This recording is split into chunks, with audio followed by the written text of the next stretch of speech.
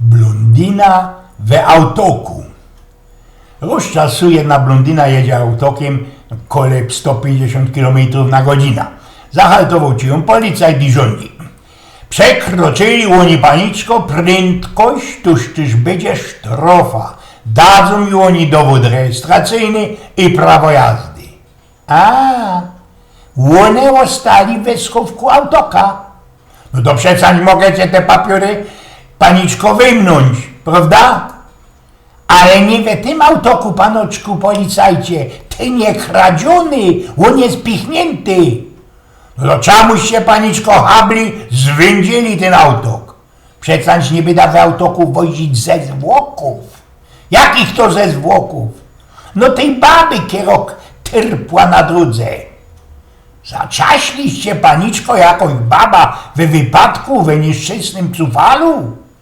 No, ona po tym tyrpnięciu jeszcze żyła, to ją musiała puknąć i do imentu zaszczelić.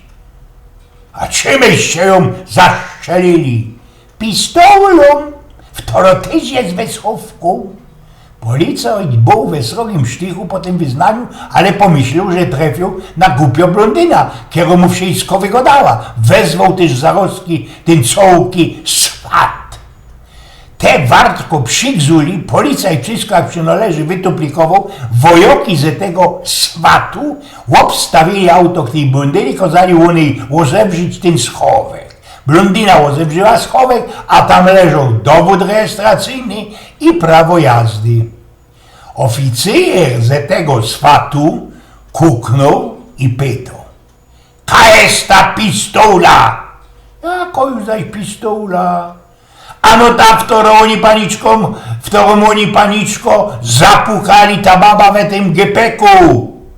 "Przecież nie ma żadnej baby w tym gepeku." Ten cołki swat ruguje, sprawdza i richtig, nic nie ma dryny w gepeku. Toż też rzeknijcie mi, po jakiemu habliście, po jakiemu ukradliście ten autok. "Dydżysz, to jest moje auto i o co bym się ozłazi?"